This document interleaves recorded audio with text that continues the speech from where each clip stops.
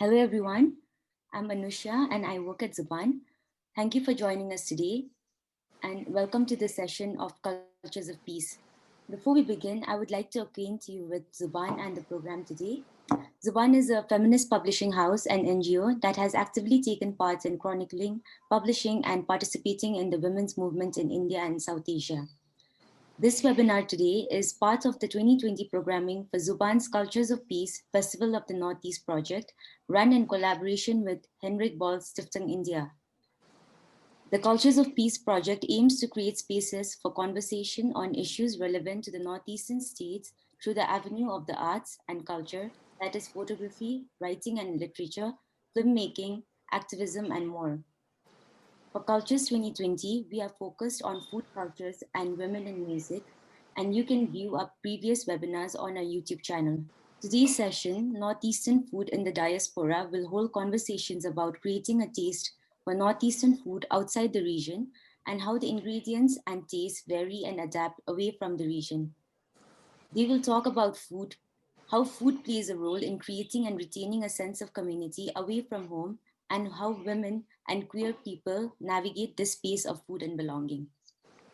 This session will be chaired by Vivek Bhushan, who is a filmmaker and a chef. Moving on to our speakers, today we are joined by Kasturi Barua, who runs Kasturi's Kitchen in Mumbai, which brings together an eccentric menu of food from Assam and Kerala. Tungshang Ningreichon used to run a kitchen from home in Delhi called the Family Kitchen before the pandemic lockdowns. It is an offbeat food joint open only on Fridays and Saturdays.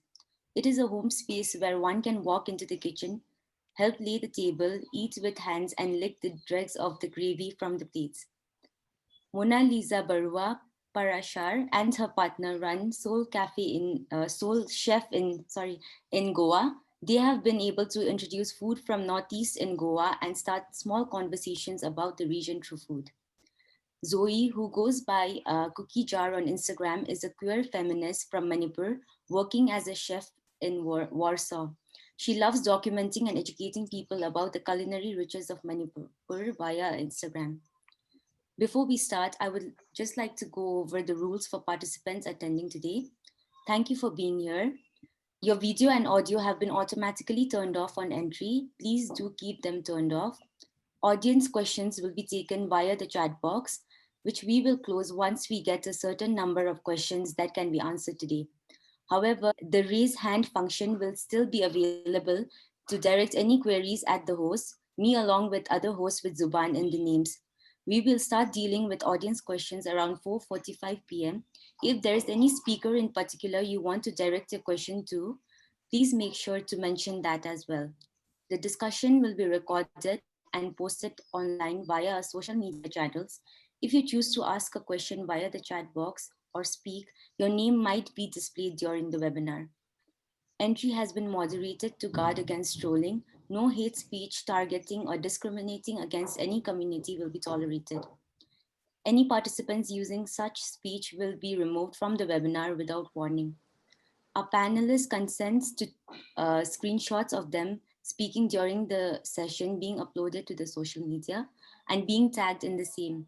However, to quote any of the speakers out of the webinar, please seek prior consent by writing us to us at contactzubaan@zubaanprojects.org with the quote in the question. We will now begin the session. Over to you, Vivek. Hi, thank you, Anusha, and very kind of you to actually call me a chef. I am a filmmaker. I cook a lot, right? But I consider myself more of a foodie, right? I eat, and that's why I am in particular super excited to be here today. You know, with four lovely people, four lovely women, all four extremely distinct in their approaches to life and their approaches to what they love doing, right, which is food. And it's just my favorite topic. It's a lot of people's favorite topic, right? And I'm also angling for a couple of free meals by the end of it, so let's see how it works. Thanks guys, for being here and taking the time out. I know you guys are professionals in the sense you guys are running kitchens right now as we speak, and there are people waiting in line, right? So we won't take up too much of time, hopefully, right? So I want to start with actually the fact that I somewhere truly envy you, right? I truly envy the fact that the four of you have gone, followed your heart, right? Are doing something that is, something that you guys wanted to, and something that provides so much of happiness on a plate day in and day out to people, right? It's made of memories. It rekindles memories. It rekindles the way you feel. It makes you feel better, right? You become representatives and ambassadors for so many stories, right? And cultures, and a set of people from back home, and you're able to make someone's day a lot better by the end of it, right? And I think anyone would envy, you guys right now wanting to do that. So well done, and congratulations, right up there, right? I wanted to start actually with Mona Lisa, right? Mona Lisa, you've been an illustrator, you've been a graphic designer. Suddenly now, all I hear about in Goa is if you want to eat Northeast food, you have to eat it from your birthplace. Tell me a little bit about that journey. Firstly, thank you so much, Pumpy and everyone else, Zubaan, for giving me this platform to speak today. I'm really honored, and I'm going to speak with such lovely women around me. And again, thank you once again, Bumpy. I didn't know people really. Move on to the next speaker.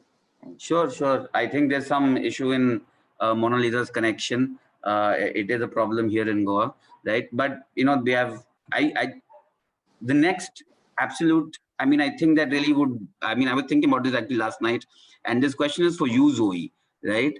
And I'll get straight to the point.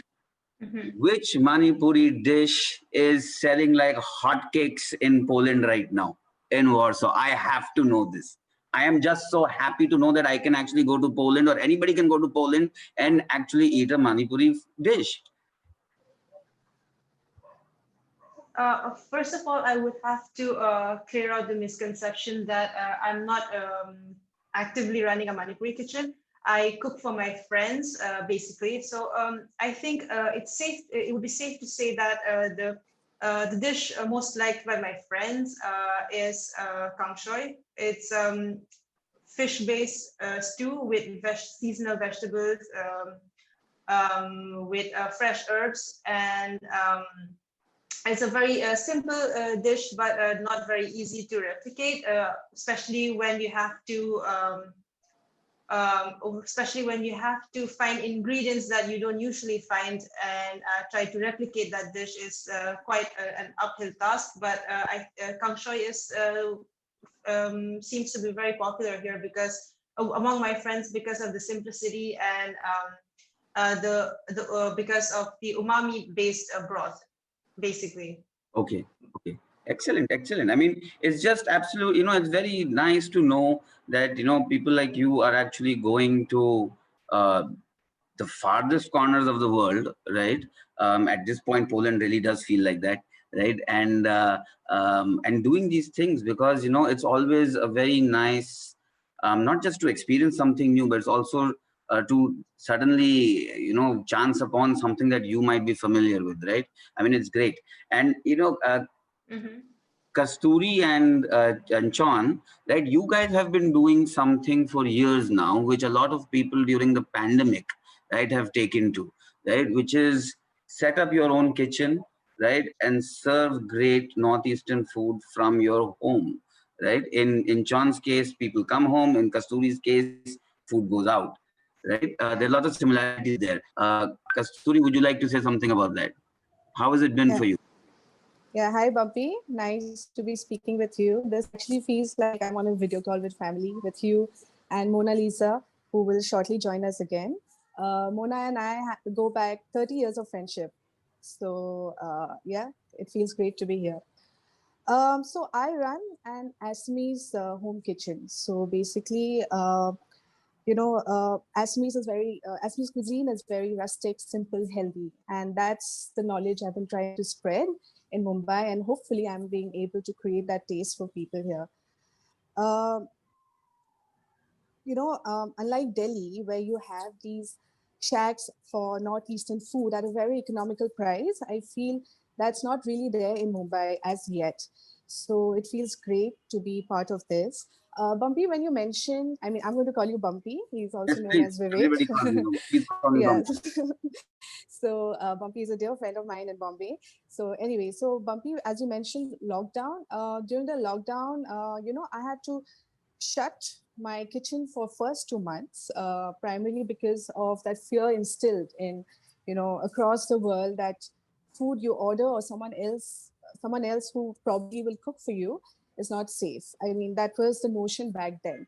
But once I opened my kitchen all over again in Bombay, I think in first mid-May, it picked up all over.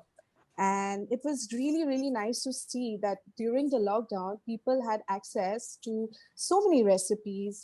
They shared recipes, they picked up cooking. So the knowledge from about Northeastern food, was, and people reach out to me. And, also the fact that a home chef is trusted with the fact that it's hygienic food. So that really helped. And I think so far so good. The lockdown, post lockdown, it has been great that 50% of my customers actually are not from Northeast India, and food always becomes sort of a conversation starter. So Great. yeah. Great, great. I mean, I'm glad you put you mentioned the hygienic part, right, with food and home cooked food having that thing going for it, right? And John, do you think that that was something instrumental in getting people to accept your food? Uh, I think that is a very important hygiene, and not just that, but when I cook, um, I cook, like I am going to enjoy it. I'm going to serve. So it means that I will take that extra special care, ensure that, it's not burned, it's not overcooked. Um, I mean, I cook with so much love, and I think that makes a difference. So along with hygiene, it's also the love, the amount that of time that you put in, ensuring that every ingredient that I get is, clean and nicely sorted out.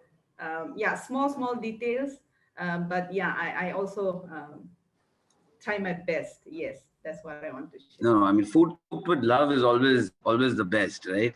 It's that X factor that people keep talking about. That this particular cook is very good, this particular chef is very good. Since you talked about, since we're on the topic of talking about, how you guys started and what you guys have gone and set up. Kasturi, what are your earliest memories of food? In the sense, when you were growing up, who would you see cooking for you, or in the house? Whose responsibility was it? So, food, of course, is very powerful. It shapes memories. And when I look back, first of all, I don't come from a culinary background. However, when I look back, I remember my grandmother cooking a lot. She would read recipes of Assamese newspapers, which is very touching, and she would make food for me. So, you know, uh, as I said, it shapes memories. It kind of empowers our communities. And, over time, where I have lived 25 years of my life outside of Assam. So this kind of defines my identity that I cook Assamese food. There's a sense of pride attached to it. Great, great, great. Oh. And Sean, what about you? Who did you grow up seeing cook? This morning I was just refreshing my memory, and I realized that, the family that I come from, it's so community based. I was brought up in Imphal, that's the capital of Manipur. So during, when Christmas is nearing, we would have people just coming to our place. My parents are from two different villages. So we will have relatives coming from my mom's village and also from my father's village. And my mother would always cook, I mean, she would enjoy cooking. So when I look back, I think my mother has been, such um, a source, and she would cook with so much of happiness that I think it's I just feel that I'm carrying that forward in her memory, and also the life that she passed on to all of us children, to serve, to serve. Yeah, that's, I think that was my mother, and I always remember my mother. And the dish that I cook, I mean, I don't do so many dishes. I'm very specific. Mine is very particular. We do this ripai pork. Ripai is this region which is north of Ukrul, and we have a very different way of cooking pork. Okay. I'm married to somebody from the eastern Ukrul, and even if we are from the same tribe, we cook so differently. Right. And what is special about ribeye pork is, the size are always big.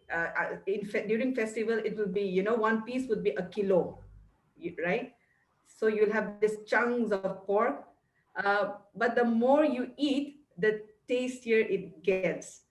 So as I started cooking, there's so much of connection to my history, my roots, and and the kind of chili powder itself. I ensure that I don't use chili powder from here. Everything I Right. use, I source it from home. I will get back to, I will get, I mean, I mean, even you just saying this much, right? It conjures up so many images in my mind, right? It makes me hear sounds, right? Understand smells. I think food is seriously one of the greatest components of storytelling, right? Which we tend to underuse, especially here in India. I believe Mona is back on finally after her technical issues. Yeah, Hi, Mona, are you here? yes, I'm here. Can you hear me, Bumpy? I'm Yeah, extremely yeah, sorry. yeah. Oh, no, no, no worries, no worries. Internet sometimes in Goa just goes on. What I wanted to, so where we left off was basically just understanding your story and the fact that an illustrator coming to Goa and setting up. It's been actually a beautiful journey for me, because I love both the things. I love to cook and I love to paint, illustrate. Behind me, what you can see is I've illustrated that. I'm sitting in my cafe right now. Yeah, and everything that I have done in Soul Chef, it's all with lots of love for food. I came to Goa in 2015. I actually didn't know with my partner. I had no idea that I'll be opening a small northeastern place. And no, when I started in 2015, and I had a space in Kandulim, that's a tourist belt, I mean, I had a one single page menu, and I would have like the tourists would walk into my place, look at the menu, find it very unusual, and they'll just smile and walk out, because they would not understand the menu, or even if I explained, they would like, no, they would want to have other cuisine from the mainland. So 1 month I struggled, and then I was like, no, I have to do multi cuisine, because that's what people want. And in 2018 I got a chance. I was invited by Serendipity Art Festival to talk about pickles of Assam, talk about the northeastern flavors, and that was a great platform that I got actually to show I think she's still experiencing some technical stuff. Uh, that's fine. That's fine. I mean, these things, I mean, that's the bit of a pitfall, using too that much of that. chance to get a few ingredients from different parts of the northeast. Sorry. I completely Yeah, missed that. You froze again. Mona? yeah. Can you hear me? I Yeah. can hear you. Now I can Yeah, see and hear you. yeah. Right. Sorry. So then, yeah, I so serendipity really helped me. I mean, I had a small stall where I was like, it's festive time. It was a festival, so I wanted to do something different. Uh, taking the ingredients from Northeast. So I did like, my husband, we were discussing the menu. We were like, should we do borotanga with rice and this, and that, and so, and then I was like, let's do pork ribs with we do like tilodya gahori, what we say, but we do it mostly like the black sesame in curry. So I was like, why in curry? Let's do the ribs like dry fry. and then I did like pork chops in Bhut Jolakya and took the jaggery from Goa. Oh. Yeah, I did. So a few dishes I curated, because when I say I serve from Northeast, the food from Northeast, it's the ingredients that I take. Of course, when I do my borotenga, it's what I learned from my aita, which I say grandma, or my Right. mom and my mother-in-law. Everybody's borotenga or their, the dal is very different. Different. Yeah, it's very different. So there's nothing like authentic, but it's still authentic. It's actually the love for food. It's the memory that you build when you cook. You So know, yeah, that's I mean, lovely. Lovely. From memories. And that's something that again I associate very closely with food, right? But I had a question actually, and Zoe, I want kind of your POV on this, right? Do you think, because after hearing a couple of these stories, right, even within our panel, it's quite evident, even in my background, actually my background is totally different, but in a lot of places you grow up seeing the women of the house, whether it's your grandmother, your own mother, your aunts, your elder sister, maybe, right, responsible for the kitchen, right? Do you think it is something that is expected from a girl, or is it, or does a, or how have you developed this love and passion for food, for cooking and for feeding? Is it because it was something you saw and it was expected of you, or? Well, in my household, my mom cooked most of the meals, and she did an excellent job at it. And I was not expected to cook, and I didn't realize, I didn't know I could cook for the longest time. I just discovered it accidentally, and also I started cooking as a way to connect to my roots, because growing up queer in a small town in Manipur is not easy. So there are all these mental battles that I had to deal with, and it was not always not always easy. I couldn't find peace in where I was. So but then eventually, when I grew up and I came to terms with who I was and I started living my true self, I used food as a way to go back to my childhood, to the memories that I didn't know I had. I was trying to recreate these happier times that I couldn't really enjoy because of the situation I was in. And I wasn't expected to cook or serve per se, but I realized as I started cooking that there was a sense of joy that was unmatched, and I was really good at it. And I didn't know I was good at it. I didn't know I was going to be able to do it. But then to be able to recreate food through these memories that I couldn't live in the moment, and to be able to enjoy, even though it was further ahead in time, where I was in a better space mentally and emotionally, to be able to recreate all these things and all these meals was a big. It was a big push, but there was no pressure from anyone for me to create all these for. It was basically mostly for myself, which then evolved into something with a higher purpose. Because as chef Jenny Dorsey, food activist, once said that food to consider food to be only nourishment for your body is very shallow, because food at the end is very central to your identity. And this is what I have lived by. And while cooking, it truly shows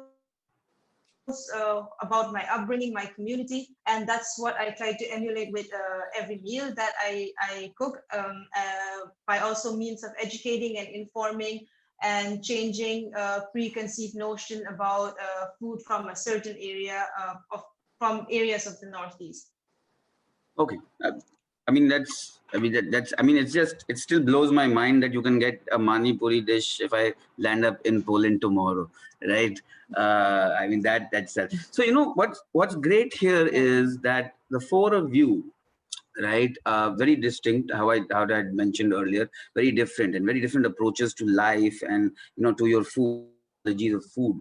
Um, and all of you have kind of now created a base for yourselves, right? And you're very successful. Do you think that now is the time that we are going to be able to see more and more women begin to get into the top rung of the culinary field, or the field of food, right? It's I mean, everybody says it that my mother cooks for me, my aunt cooks for me, or somebody cooks for me, but we don't see enough representation of women, right? Kasturi, why do you think that's the case? So, I mean, as rightly put by you, Bumpy, the industry, I mean, the top 10 chefs probably will have majority men. That's because of the business aspect and food. In a family, in a nuclear family, you're expected that food should be laid out on a table by women. But in India, or across the world, actually, women and food. I mean, the whole idea of nutrition is a big theme in development, right? And I mean, I think all of us here on this chat, we come from liberal families and we are fortunate for that, where we don't have to eat last or eat the leftovers as women, right? However, things have changed. Say, I run a home kitchen. And, initially I thought that, of course, there'll be a lot of roadblocks when it comes to delivering, and I'm this one man show. However, with tech, say, when I have to deliver, I just outsource my delivery and it comes very easily, where point A to point B without any worries, the food reaches right in its prime condition and people enjoy the warm food. So with tech, as I would say, that has really helped us to be self-sufficient. And why not? I mean, I do see in the next 5 years women will be at par with men when it comes to the top chefs of the country or globally. Yeah, I really hope so, because I'm sure. like with everything else, right, including filmmaking, right, I think women tend to bring a perspective which is very different, slightly, I think, in a lot of cases, slightly more evolved as well, right? And I think it's about time that we as an audience saw something else, right, and felt something else, experienced something else. So I mean, I'm completely hoping for it. This pandemic, in fact, has brought a lot of women cooks, right, and chefs to the forefront, right, because they've been able to kind of deal with it, and in very oddly enough, this whole work-life balance issue that was always there, right, with women, being expected to fulfill certain roles. I feel having to work from home is kind of helped them in a strange way. At least, quite a few of the cooks and the chefs I've spoken to. Zoe, do you think that's accurate? That the pandemic has somehow bolstered this move? Um, well, I do not have first-hand experience of what is happening in India, but from what is happening here, um, women always had the power to move ahead, but then we're not given enough opportunities, first of all. And in when the going gets tough, you would notice that mentally women tend to be stronger than the male counterparts, like even at work. When the going gets tough, men tend to let out. Men tend to not be dealing well with situations and rather switch to anger mode, wherein women are more calm and composed and taking things forward. I think that is what might be happening with the pandemic. Thank God for that, by the way. Men would be in a lot of trouble otherwise. I agree. But generally, given if we were given more space anywhere, it's not just gastronomy, it could be anywhere. If we were given more space, we have the power to change and make things better. Even in gastronomy, I think that we as women, it shouldn't be our responsibility, but I think that we have the power to change things because of our and especially as queer and women generally, because of our struggles as we were growing up. We tend to have more empathy and lesser ego to deal with everyday surrounding and make the workplace more nourishing as opposed to more toxic, which a lot of male chefs are known for. We, us women, we will, despite whatever we face, the challenge we face, we will still soldier on and make things better. And the pandemic is only one example. I think that we still have places to go and more glass ceilings to shatter. I think, I mean, that's a lovely answer. And I think, you know, I'm completely speaking as an outsider here, right? Both, especially someone who's traveled a lot in the Northeast, but is not from there and hasn't been brought up in that culture. One thing that immediately has always struck me is the role of women, right? Especially the more you go into the Northeast, the prominent role of women in society, right? And as people who are involved in key decision making, right? And I think it is very, very, I mean, who else but I think Northeast women, you know, to kind of turn the tables on that and, you know, say that, hey, we're here to cook and we're here to, you know, show you how it's done, you know. And I mean, it's going to be fantastic, you know, when that, you know, starts going on repeat. Since we're talking about this work-life balance, right? We've gotten into this, you know, a couple of you have children, right? And Chon, this one is particularly for you, man, right? I think all of us men, or all, not just men, I think anybody else, right, who's watching this can definitely learn from, you know, you guys, you in particular, right, about how is it, what is that secret power, that superpower that you guys have of being able to balance a role of a mother, role of a wife, role of a nurturer, 10 more roles, you know, that are just thrust upon you, right? And you're expected to do that day in and day out, right? And still be a successful entrepreneur, still be someone who is following their heart and doing something that further gives love. Well, I don't know if I qualify to be an entrepreneur, but Look at yourself. going back to you know what you were asking a few minutes ago, um, the pandemic. I think it has made you know, our lives much more busy. We have my husband have online classes from morning till afternoon. Then my kids have online, two of them online classes. So I think this is with every family struggling with, you know, online classes, where you are now also the teacher, the tutor, the parent. You are everything, and you're also trying to still manage the daily chores. So that's one. I don't think the pandemic has you know, bolstered more women cooking, and you know, it's just made our lives much more busy and hectic. That's something which I really wanted to add. Okay. um, um, when we cook as a mother, as women, I don't think it's, you know, to compete with men, or to show. I think most of us, I mean, as I hear from Zoe and Kasturi and also Monalisa, we cook because we love to. And I think this is what separates us from a lot of the male chef. And the way I also see, when we cook, we want to serve. We cook because we want to serve. We want to feed people. But a lot of the men, they cook because they love to eat.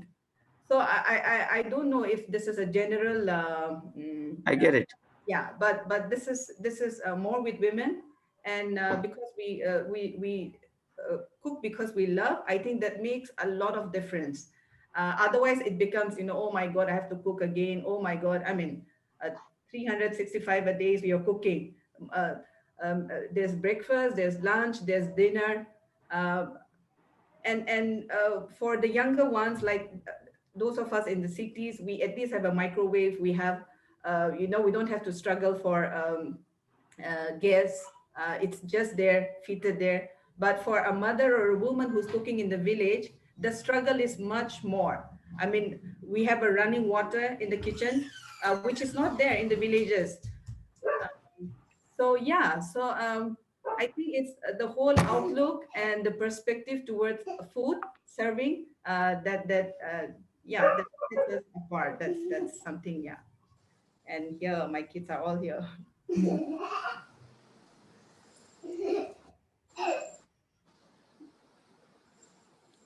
So the four of you are cooking regional foods in different parts of the world, right? Do you guys feel responsible as representatives of that food, of those, of that people, of that culture? Zoe, you? First of all, I don't think I'm responsible for this culture entirely. But then I do feel but I do feel the need to change some certain misinformation. But I don't take it as a job. I do it because it's something I'm passionate about. But I don't feel necessarily responsible for it. Um, yeah, I If I could maybe answer that, Monalisa and Kasturi. Kasturi, go ahead the next. hi. So yeah, I mean, because I essentially have Assamese food on my menu in a place like Bombay, I feel very responsible for the fact that I need to educate people who probably wouldn't know much about Northeastern food. So, there have been times, and it doesn't make me angry, but there have been times when people do ask me, do you have momos or noodles or even creepy crawlies?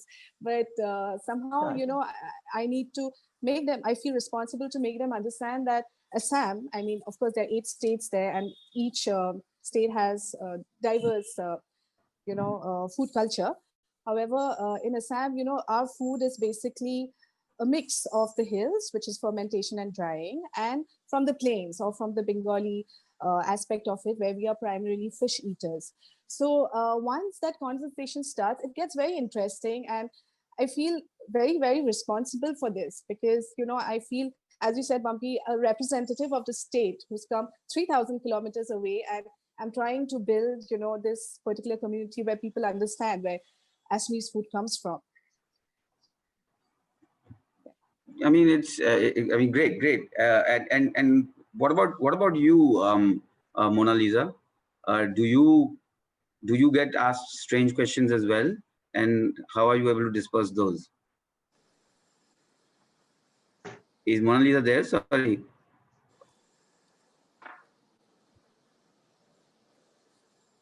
I think again some technical issues. Sorry about that.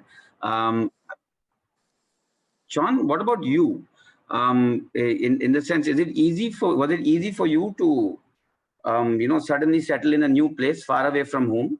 And has your relationship with the current place that you're staying in affected your relationship with the way you approach your regional food?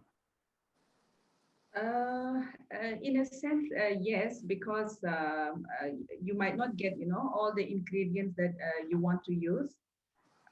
So even if we try to make it as authentic as you want to, sometimes, yeah, we have to, like the rajma that I use, it has to be from Delhi. I cannot be source. If I have, then I use them. But if I don't, then I'll have to make do with what is available here. But the ones I get from home are much easier to cook and also much more tasty. So yes, definitely I do struggle with that. The only thing that I don't compromise on is my salt cake, which I get it from home, and the chili powder. That's the main ingredient of ribeye pork. So on that I don't compromise. Yeah, but I do also have sometimes guests asking for momos. The assumption that we are people who makes who eat momos and chow mein. I mean, my landlady, the first thing she asked me when we moved in was, "Oh, you surely know how to make momo and chow mein, you know?" So like how Kasturi said, I don't get angry about it because this is curiosity, also lack of knowledge, but engaging and saying that, look, we are from a region, this is not our food, yeah, we I do get sometimes guests asking if, to show me the menu. My menu is fixed, but they would still ask me, oh, can you get akuni? Oh, can you get this? I said, I'm sorry, this is, yeah, my menus are fixed, but yeah, Right. I do get sometimes I- questions like Sorry, I was disconnected again. Keeps muting me. Right. Sorry, you're back. Great. So actually, what we were talking about right now, Mona, was Chon was just giving her POV of people coming and asking for different things and stuff like that, which actually leads me to the next point where Zoe, do you think that the time is ripe right now, because the awareness and the popularity of Northeast cuisine as a whole is increasing, right? Month by month, literally. In far-flung places. Do you think it is very important and now to kind of start creating that segmentation that, just because this is a Northeastern meal does not mean you'll get Naga and Manipuri within Manipuri, 10 other things, or an Assamese thing? Do you think there's a need for that? Well, for now, I don't think there is a need per se. There can be because people are still not the general public in mainland India is not ready for a niche for a restaurant serving niche food, unlike it on a small on a bigger scale. So as long as for now, I think what we have is good enough. Like what people are doing, bringing in states together. For bringing in all the states together under one umbrella is it's ideally not good, but but to do better and move ahead cuisine wise, it is better to move forward together, bringing all the cuisines under one umbrella is what I think, because like I said, we are absolutely not ready for just one particular cuisine to be presented on a daily basis on a larger scale. Mostly because we still have a long way to go for that to happen. Of course, if someone is doing it and like Chon is doing it and she's very successful, it's amazing to see, because hers is a very niche cuisine. But at the same time, how many niche cuisine will be able to survive in a city of Delhi? It is not feasible in the long term. I still, this with all due respect to what Chon is doing, because she's still doing and surviving despite all odds. But in the long run, when we're talking about a bigger market, it's for now it's always better to have people go to one place so that they can get these things that they want. But in the future, ideally when we are more evolved culinary wise, I think that is a long road ahead, but then we'll get there with pop-ups like Chon's coming up from all these places. I think that is the ultimate goal, but before that we have to make do with places that serve all the cuisines. But generally, ideally, it should also be someone from the region, and shouldn't be someone from, let's say, from the mainland who is profiting off of the indigenous people's recipe. This is what I feel. Like the main thing is that it should be someone from the region who have lived with the shame and the stigma associated with our food, to truly understand the ingredients, and absolutely not someone who just decided to cook it up because they thought it was the next fad or the next cool thing or the next undiscovered ingredient, the next undiscovered cuisine, is what I feel. Profound. You were saying, cooking and, the people who should be really profiting from this, right? Or who should be directly involved. Let me put it that way, right? Should be somewhere directly involved are people from the region, right? And they should be represented through this. Monalisa, is Monalisa there? Yeah, I'm here. Yeah. Monalisa, tell me something. In a place like Goa, right? Yeah. Who do you turn to help you in the kitchen? Because at the end of the day, you're still making regional food. right? So who are these people who are working with you? So it's mainly me. I've trained my husband. Finally, after a couple of years, he can take out a few items for me. And honestly, I do it all by myself. I have one person. They come and go. Somebody once I had from Nepal. Now I have somebody, a local boy. What to teach. I tell them that how different our food is, because the way you cook a Goan food and the way you make a Northeastern food is totally different. So it takes me a while to train them, to even to get my the tenga or the bamboo shoot. And I tell them, if you see my menu, Bumpy, you'll see that below all my bamboo shoot item, I've actually written it's an acquired taste, please call me before you order. I've Because seen that. I've actually had somebody call me up and said, what have you sent? I said it's bamboo shoot, because I get all my ingredients back from home, from Northeast. My bhut cholokia, my bamboo shoot, dry, fermented, everything. So and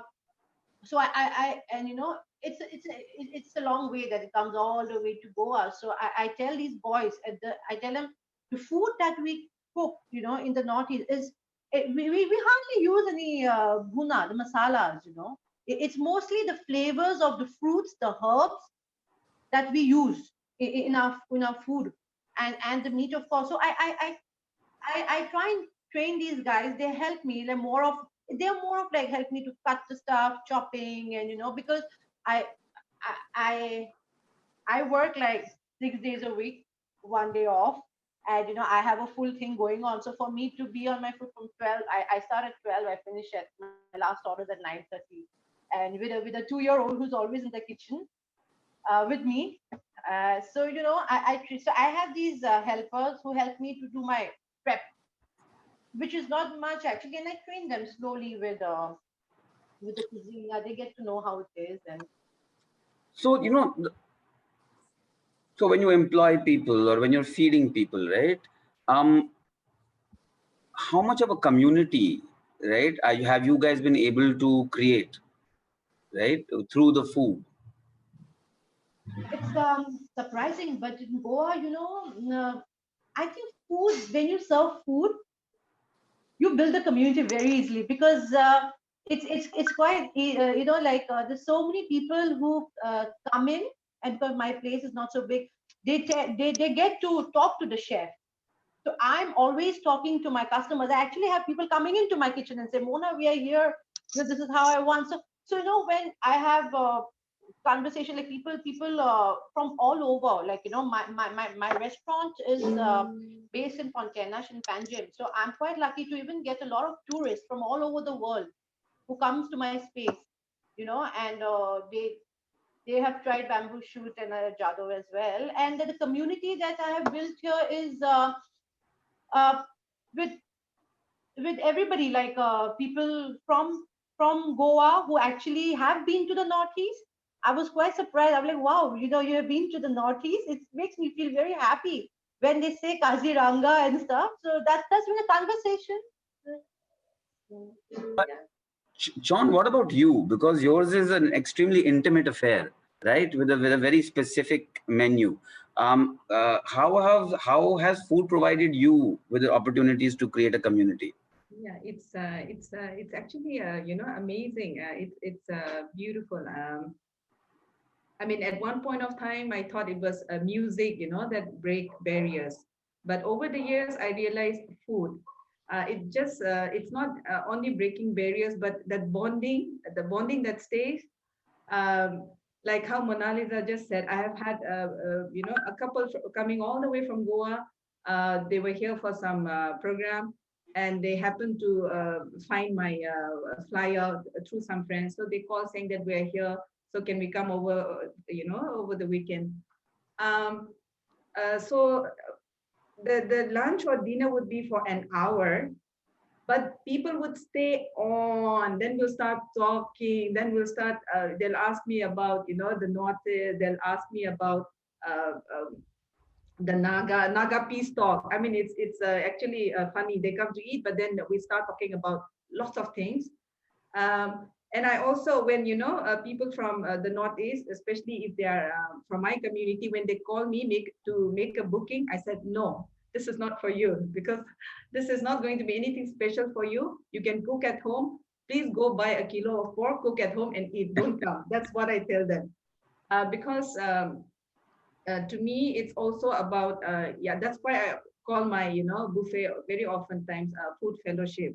It's not just food, but it's this friendship and fellowship that you also build, and it stays on.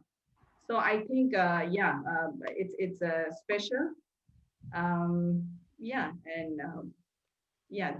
that's what I want to share. Do any of you ever be called out for not being authentic? No, that hasn't happened so far. No. I have. And does it have anything to do with the fact that you're not able to source ingredients for yourself? No, it's mostly a lot of times when I'm cooking food from my region or from Manipur, what I try to do is I try to plate it differently, and then people seem to have issue with the plating. Mostly it's, and these are people who have not tasted my food, because I always stay true to the essence of what I'm cooking. But a lot of times I like to get creative with how I plate it. It's not necessary, it's not like, it's not even entirely out of the box, or like it's not something that shouldn't happen. Like, it's not out of place. So what I try to do is I try to plate it more beautifully, just because I like to I like it when my food is I like to make it more visually pleasing, or more aesthetically pleasing. People seem to have problem with that, like why are the chilies stacked on top of it, like why, like it doesn't make sense. Why aren't they together, why are they separated? Things, usually it's with plating, but I get called out a lot. And I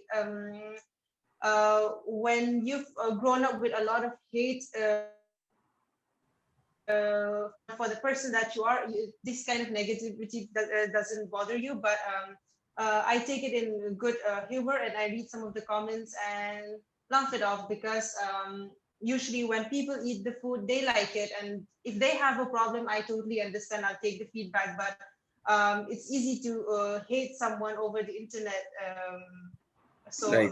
I take it with a pinch of salt. With the kind of place the Northeast is, right, in my experience, and some of you might agree, some of these recipes and the techniques of how to use those recipes, those flavors, right, are just handed down, right? They haven't been documented very well, correct? And that's, while it's charming in a bit, it's also, for the larger good, it's very scary, right? Because they're directly linked to identity, right? What do you think we need to do for making this happen? How do you think we can move forward by creating a reservoir of this documentation, this archive? So I would like to answer that. I mean, at least bring in a little bit of history to it. See, the Northeast India, the way it's located, British took over in 1826. Prior to that, Ahoms ruled for 600 years. So it was always, disconnected from the mainland. So the food habits developed with people eating local and seasonal. So of course, as you say that, it's not been documented because because of the annual rainfall that we get there, the herbs, the edible plants, like, as they say, exotic, because exotic is a term so synonymous with the Northeast. So yeah, so those things, I mean, as what four of us are doing right now, and we need more such people talk about it. And I feel over the last decade, at least, people are talking about it. Food journeys have been made into the Northeast. And, this is the way we can take it forward. Such discussions as we're having as of today. And as I said earlier, during the start of this conversation, that food is always a conversation starter. There's so much to talk about food, around food. So I feel that is very important in building the entire community as a whole. Yeah. Okay. What about you, Chon? What do you feel? Do you think there's enough being done? No, not really. I mean, if I am just to, pick from my experience, now, I'm very specific about chili powder, like I said, but where do this come from? Um, if it is, if it is from Rupai, the region that I come from, I can just make it out by the color, by the smell the moment I open it, because the way we process it is a little different from the other region. We sun dry them, we smoke them, and we hand pound them. So then I try to connect, to who are these people who provide this chili powder for me. Then I go back to the women in the paddy field, the women who are there in the June field. These are ordinary men and women who are, tilling the soil and providing for, the people.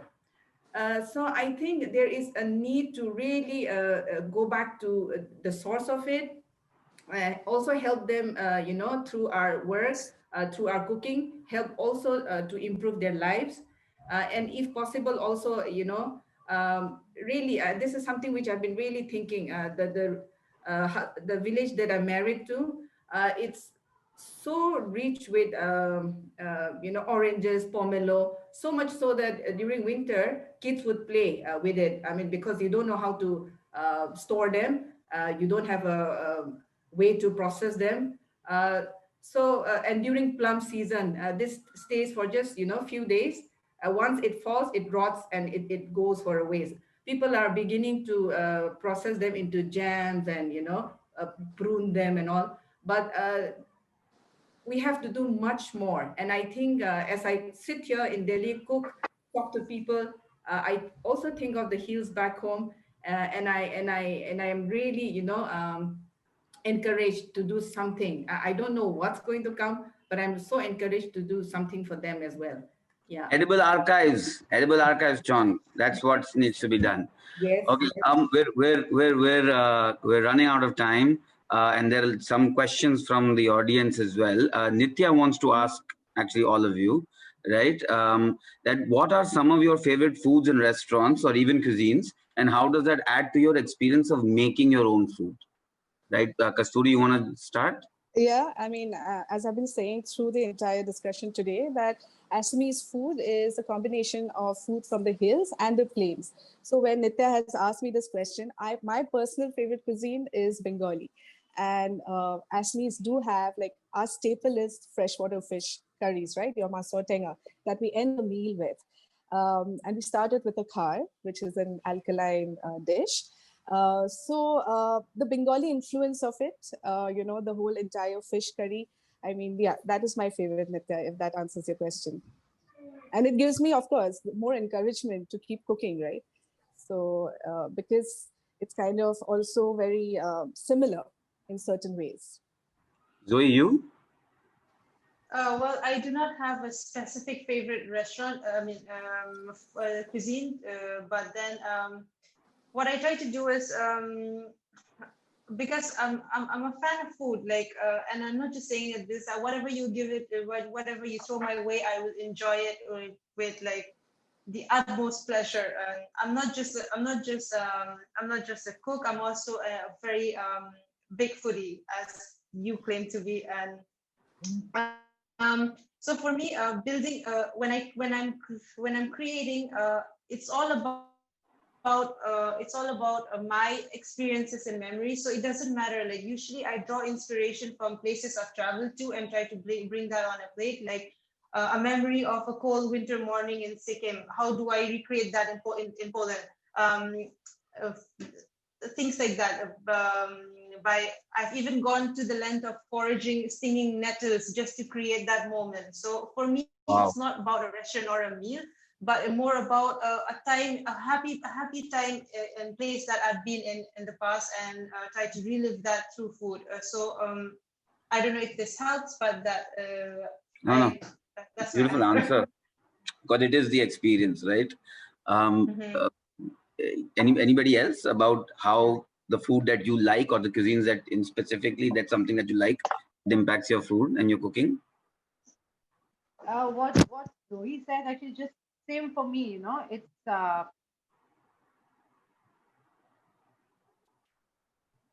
Yeah. Oh, it's again, I think Monalisa is not having a good day with tech. Can you hear me now? Yeah, Oh, yeah, I we can can hear hear you. you. Yeah.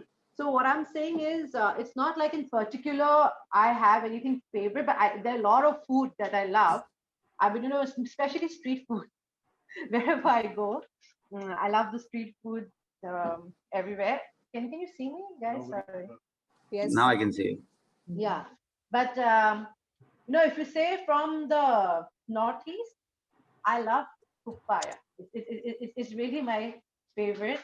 Even in Goa, even though if it's a hot region, I always make a thuppa for myself. And it's no specific place that I love it from, but yeah, I mean that's my favorite. Chon, you eat? It's ironical for me because I love cooking pork, but I'm more a chicken person.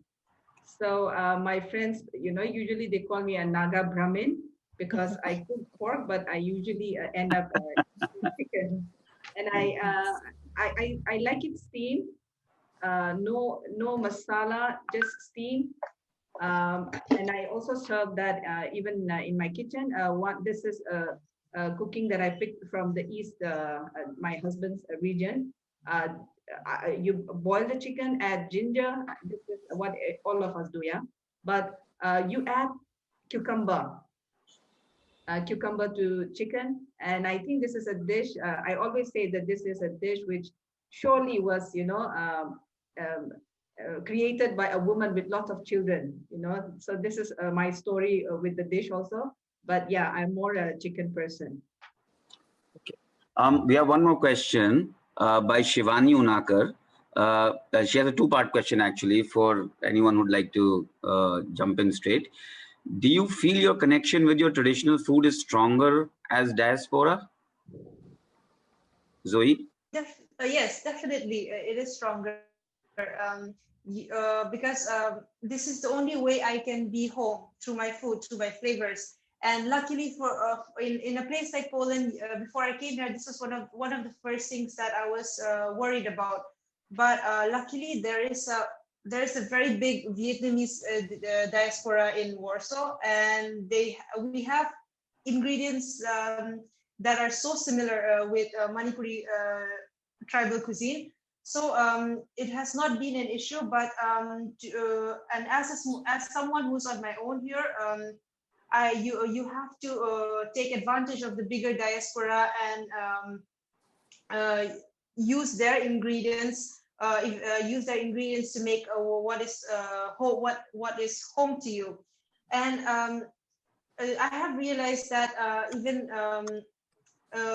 just seeing these ingredients that I would probably not even give a second look in New Delhi or in Manipur, these evoke a strong sense of belonging in an Asian market in the middle of nowhere in Warsaw. I'm just there and just feeling at home, just being happy. And you recognize that instantly from the other Vietnamese immigrants, that they see the same look they have in you, and there's this quiet moment of this sort of exchange that is no words spoken, but you just understand like the feeling of home from like just a simple mustard green. Like you're just holding it and they're holding it too, and you're just smiling at each other, and it evokes a sense of home for them as it does for you too. So yes, the stronger when you are outside a region of your home, things that remind you of home, like makes you really feel connected,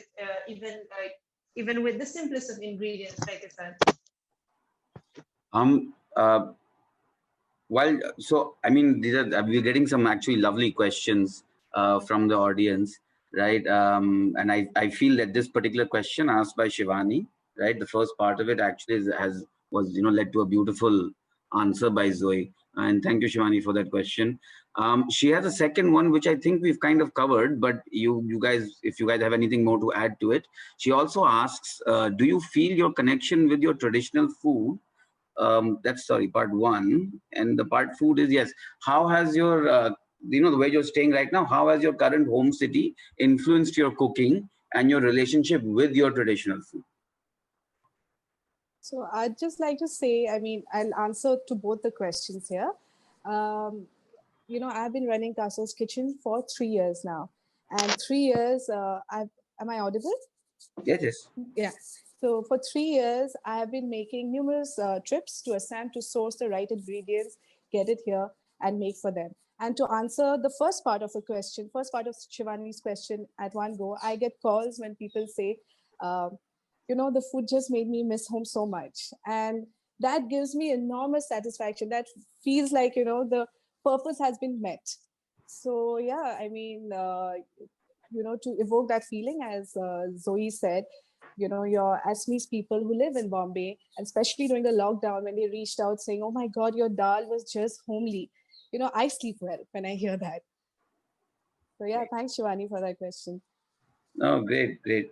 I think I mean, I could go on and talking with you lovely ladies. I think we've run out of time, right, unfortunately. But before I do hand it over back to Anusha, right, to sum it up, I think I really want to thank you all. I want to thank Zubaan for giving me this opportunity, and the four of you, two of you I've met, two of you I haven't, but even though we couldn't discuss a lot in detail, I think understanding food from you guys, right, and your ideology and your philosophy behind certain things was remarkable, and it's been an enriching experience for myself.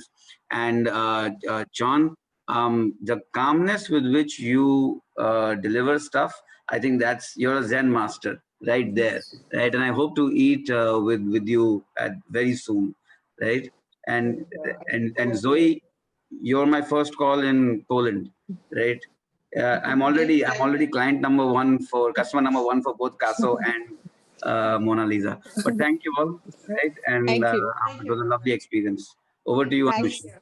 Thanks, Pumpy.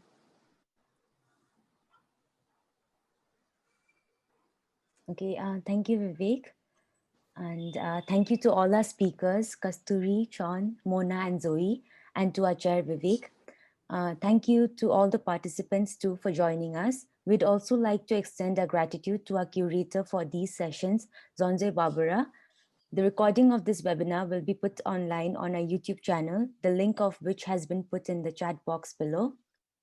To stay updated with all of our future events, make sure you're following us on social media.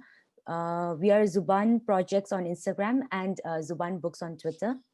As you may already know, in an attempt to encourage knowledge and cultural production in the region, we run yearly grants for young researchers from the Northeast under our Fragrance of Peace project supported by Sasakawa Peace Foundation.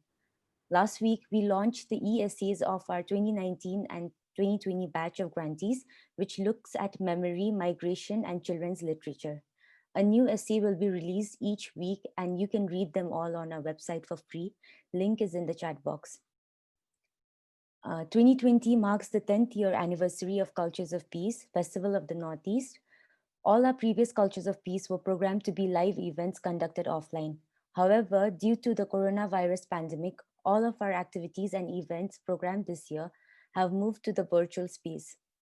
We understand that issues related to the connectivity and accessibility may prevent from many participating in these kind of online events. As a way to deepen our engagement in the region, as well as to create a system of knowledge that can be accessed and used as a resource in the long run, we recognize the need to create a media archive that would house all materials generated and developed during the 10 years of Cultures of Peace. As a part of 2020 10th year planning, the media archive will also house podcasts, video interviews with artists, writers, musicians, and other cultural practitioners Zubaan has previously worked with and engaged with over the last decade. Video interviews with feminist activists and essays on food and music, the two themes of Cultures 2020. The media archive will be populated with more materials in the years to come, and we hope to make it as accessible as possible to everyone. Thank you all for joining us today. Have a good evening.